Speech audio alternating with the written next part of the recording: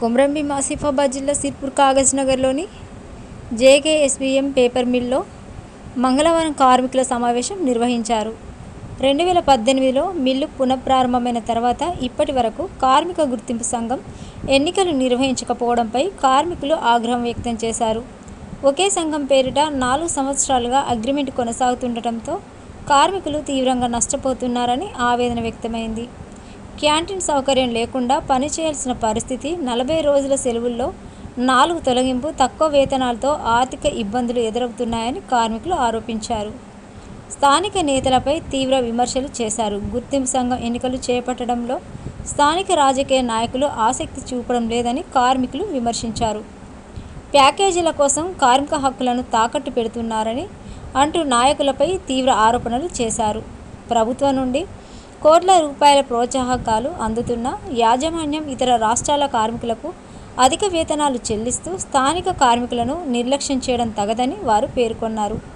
హక్కుల కోసం అవసరమైతే పెద్ద ఎత్తున ఉద్యమాలను దింపేందుకు సిద్ధమని కార్మికులు హెచ్చరించారు. కార్మిక గుర్తింపు సంఘం ఎన్నికలు తక్షణమే నిర్వహించి స్థానిక కార్మికులకు న్యాయం చేయాలని వారు ప్రభుత్వాన్ని, మిల్లు యాజమాన్యాన్ని డిమాండ్ చేశారు.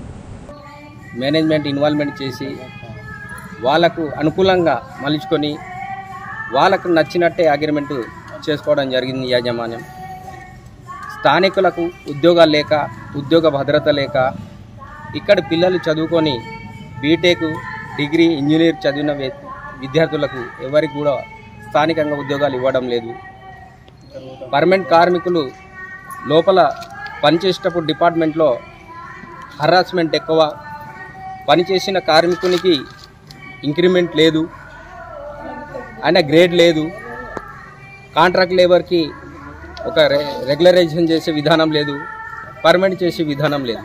అన్ని విధానాలని తుంగలో దొక్కి యాజమాన్యం కార్మికుల పక్షాన ఏకపక్షంగా వాహిస్తూ అందరు కార్మికులను ఆయన గుప్పెట్లో బ్రిటిష్ పరిపాలనలో ఏ విధంగా మమ్మల్ని అనగా దొక్కిల్లో ఆ విధంగా తొక్కడం జరుగుతున్నది. 10 మంది కమిటీ వాళ్ళు ఏ విధంగా సవరణ వేతనం చేసిందో అది ఇప్పటి వరకు కార్మికులకు వివరించిన పాపన పోలేదు. ఆ కమిటీ ద్వారానే ఏ విషయమైనా చర్చించి కార్మికులని చాలా కష్టాలు నెట్టడం జరుగుతున్నది.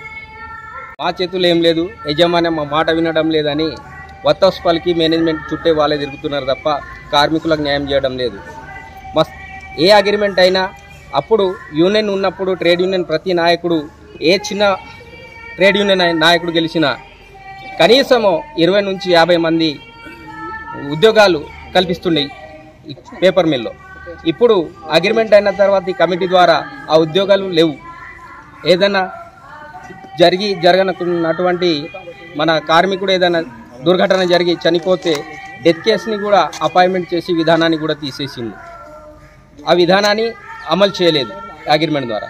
అప్పుడు ట్రేడ్ యూనియన్ ఉన్నప్పుడు ప్రతి ఏ నాయకుడైనా ఆ అమలు పరిచేది, ప్రతి కార్మికుని న్యాయం జరిగేది. ఒక కాంట్రాక్ట్ కార్మికుడు చనిపోయినా పర్మనెంట్ విధానంగా తీసుకునేది మేనేజ్మెంట్. ఇప్పుడు ఆ విధానం తీసేసింది.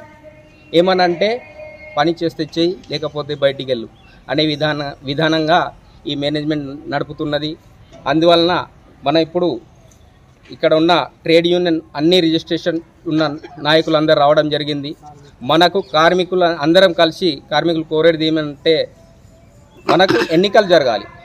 ఎన్నికలు జరిగినప్పుడే కార్మికులకు న్యాయం జరుగుతుంది, కార్మికులకు మంచి భవిష్యత్తు ఉంటుందని మేము అందరూ ఒక దాటికి వచ్చి మేము కోరడం జరుగుతున్నది.